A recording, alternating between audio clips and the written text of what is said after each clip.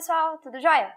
Meu nome é Maiwi e vou continuar aqui falando sobre as reações orgânicas, tá? Agora abordando um tema um pouquinho diferente, que é a oxirredução, que aparece dentro da química orgânica, tá? Essa parte de oxirredução vai ser dividida em duas partes, tá? Parte 1, que eu vou falar aqui de álcoois e compostos carbonílicos, e depois na parte 2, que eu vou falar mais sobre os...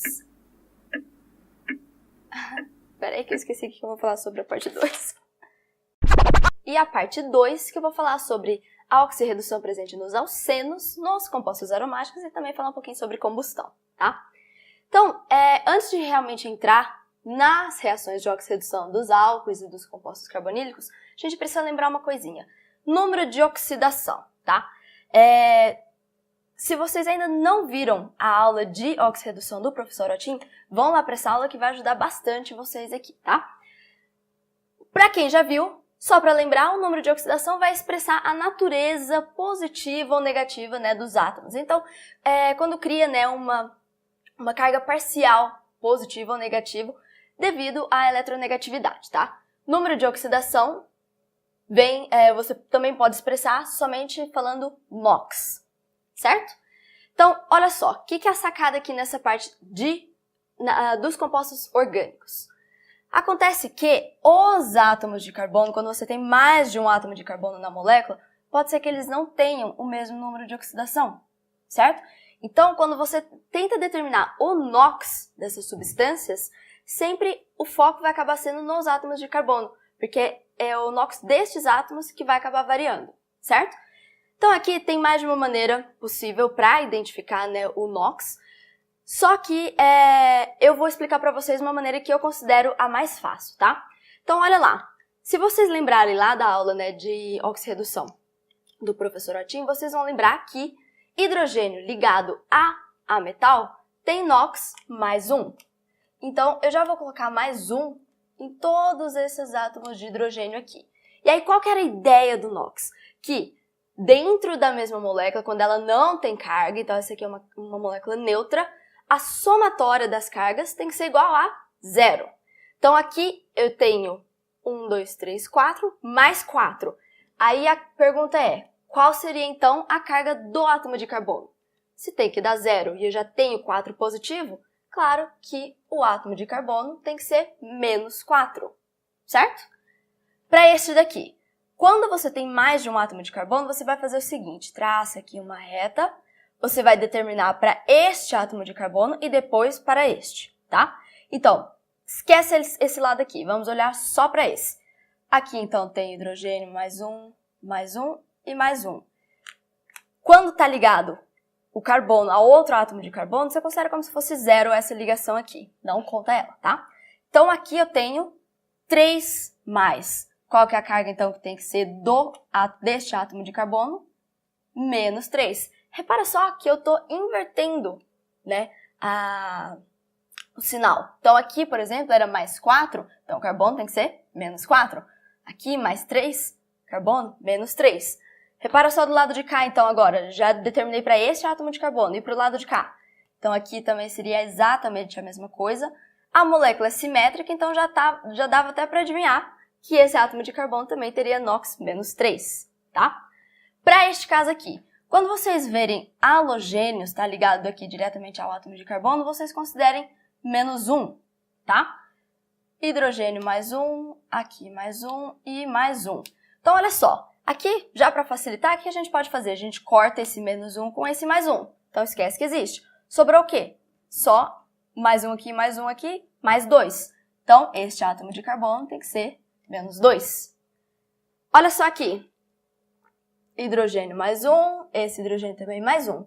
Oxigênio vocês vão considerar menos 2. Igual vocês aprenderam já, né? Então, menos 2 e menos 2. Então, repara só, aqui eu tenho uma carga positiva, outra positiva que eu posso cortar com esse menos 2. O que vai sobrar? Menos 2. Para que essa molécula seja, que a somatória das cargas desta molécula seja igual a 0, este átomo de carbono tem que ter NOx mais 2. Reparou só o inverso?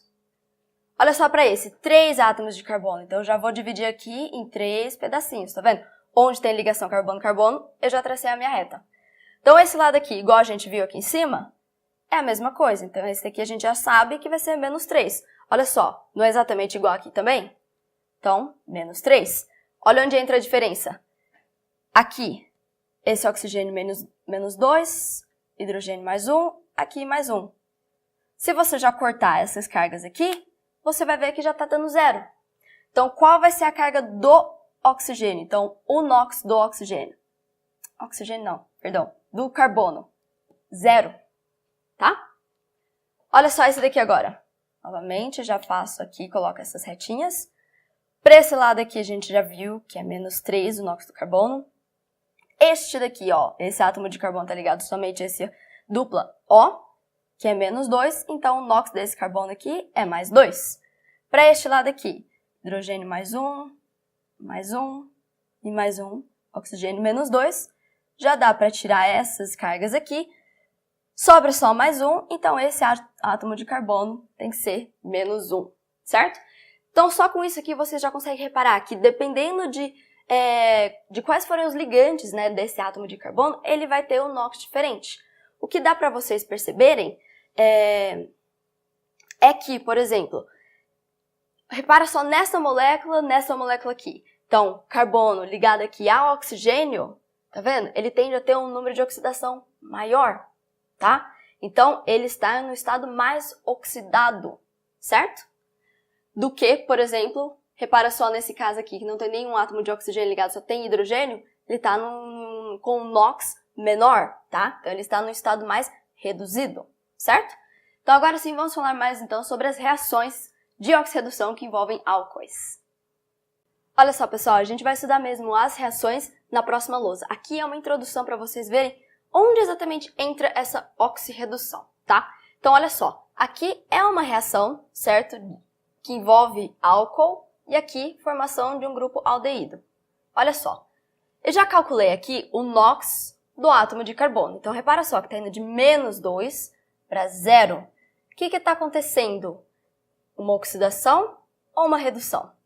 Então, se eu estou aumentando o número de oxidação, então o número de oxidação, o NOx está aumentando, isso daqui é uma oxidação, tá? Outra maneira de pensar, oxidação é a perda de elétron, tá? Então, olha só, de menos 2 para 0, concorda comigo que está perdendo elétron? Sim, né? Então, isso daqui é uma reação de oxidação do álcool, gerando, então, um aldeído. E há o aumento do número de oxidação. Olha só esse daqui. Repara que esses dois carbonos aqui da ponta têm NOx menos 3. Olha só depois que acontece a reação. Eles continuam com NOx menos 3. Então, não está tendo variação do NOx destes átomos. Olha só qual que está variando. Este carbono do meio, que primeiro aqui, na forma aqui de cetona, ele está com NOx mais 2. E depois aqui na forma de álcool, ele está com NOx 0, tá? Então, o número de oxidação, o NOx está diminuindo. Se o NOx diminui, quer dizer que está acontecendo uma redução. Ou também, se você quiser pensar de outra maneira, redução é toda vez que há ganho de elétron. Então, de mais 2 para 0, está ganhando elétrons, certo? Agora sim, vamos analisar individualmente todas as reações que acontecem de oxidação de álcool. Pessoal, para fazer a oxidação de álcoois, primeira coisa que você vai fazer, identificar se é um ácido primário, secundário ou terciário, tá? Sem fazer isso, vocês não vão fazer a reação, certo? Então, olha só. Eu escolhi aqui um ácido primário, um secundário e um terciário, tá? Vai acontecer a oxidação desses álcoois aqui. Como que isso acontece? Através de um agente oxidante. Então, toda vez que vocês verem esse símbolozinho aqui, é um agente oxidante, tá? O agente oxidante, ele vai poder ser, para esse caso aqui, ou permanganato de potássio, né, em meio ácido, ou também dicromato de potássio aqui, também em meio ácido, certo? Então, esses agentes oxidantes são os mais comuns, além do próprio oxigênio molecular, tá? Então, vamos supor que você esteja utilizando um desses aqui. Então, olha lá, pessoal. O grande segredo, né, dessa oxidação de álcoois é o seguinte. Você vai encontrar onde está a hidroxila, aqui. Olha para o carbono em que ela está ligada, tá? Este átomo de carbono, ele tem quantos átomos de hidrogênio ligado? Então, você enxerga aqui um átomo de hidrogênio e o outro átomo de hidrogênio aqui também, certo? Então, isso aqui é o seguinte, a quantidade de átomos de hidrogênio que tem ligado nesse carbono em que está a hidroxila é a quantidade de vezes que você vai conseguir oxidar este álcool, tá? Para este caso aqui, 2 átomos de hidrogênio, então você vai conseguir fazer 2 oxidações, tá? Então, olha só o que vai acontecer. Você vai pegar este hidrogênio aqui, juntar com este daqui, na presença do oxidante, vai te fornecer, então, um átomo de oxigênio e vai eliminar água, tá? Aí, olha só o que vai sobrar. Então, copiar igual.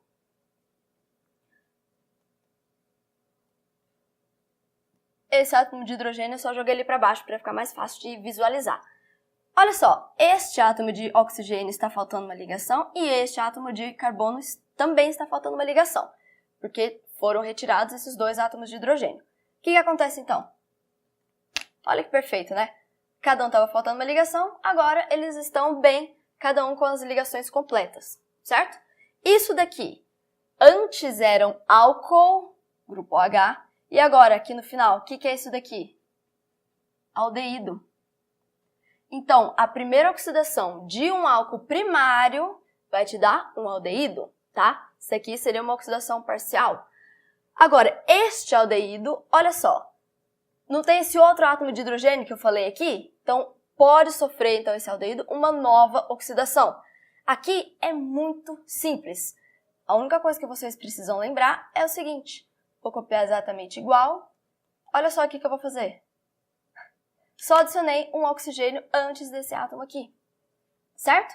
Então, agora, eu tinha um aldeído e agora o que eu tenho aqui? Um ácido carboxílico. Certo? Então, para álcool primário, a gente consegue obter um aldeído primeiro e depois, com mais oxidação, um ácido carboxílico, tá? Para o álcool secundário, olha só. Observa onde está a hidroxila. Olha para o carbono que a hidroxila está ligada. Quantos átomos de hidrogênio ele tem? Um só. O que isso já te fala?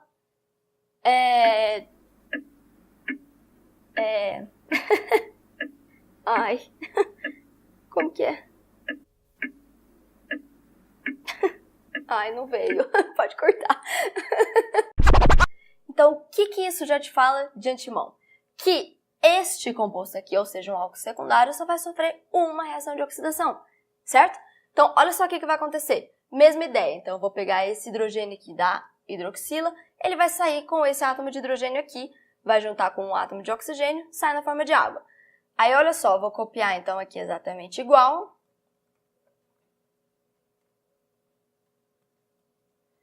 Tirando já esse átomo de hidrogênio de baixo e também o que estava ligado na hidroxila.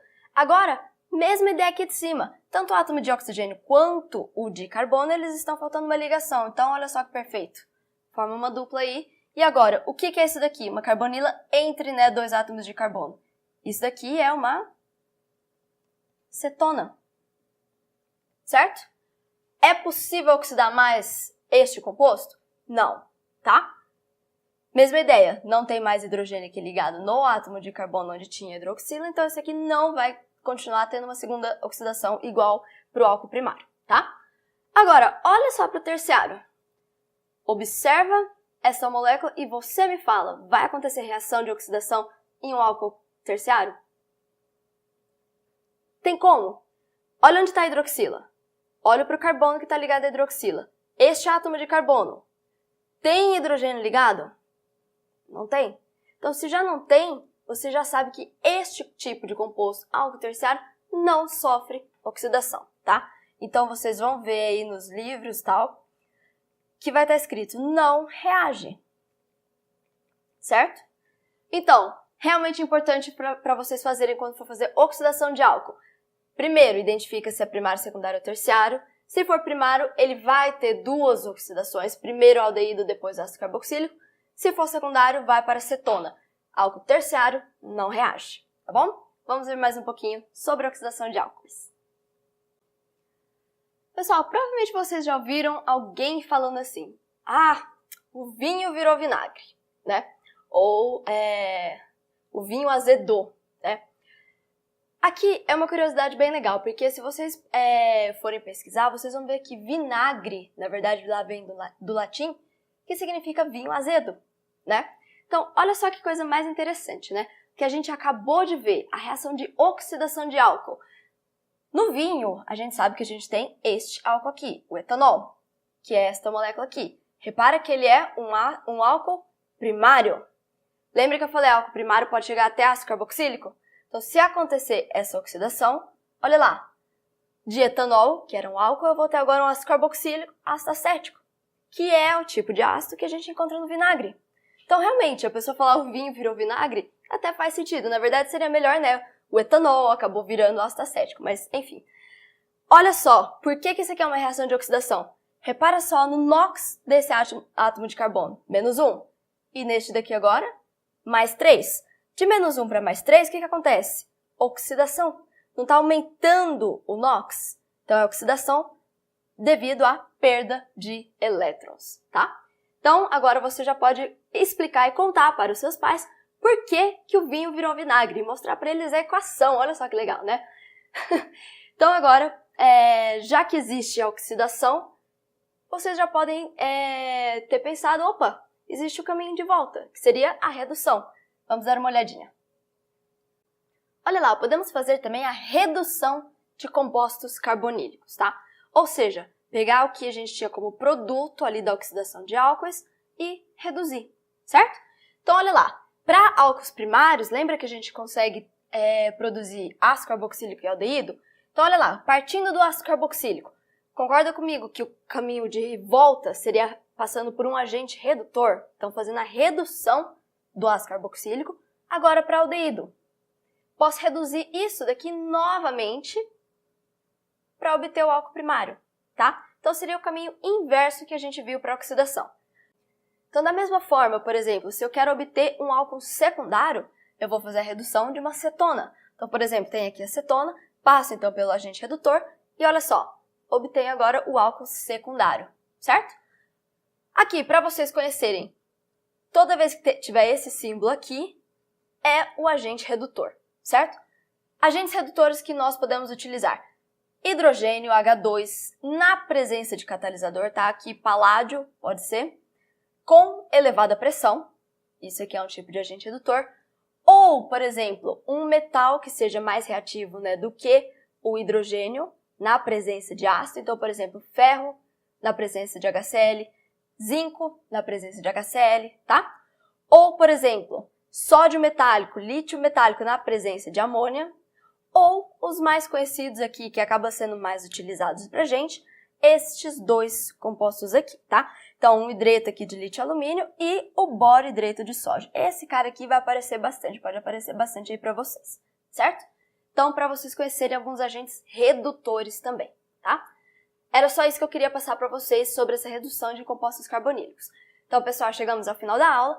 Espero vocês na parte 2 de oxirredução, que nós vamos falar mais sobre esse assunto. Até mais! Tá vendo? De novo. Tá vendo?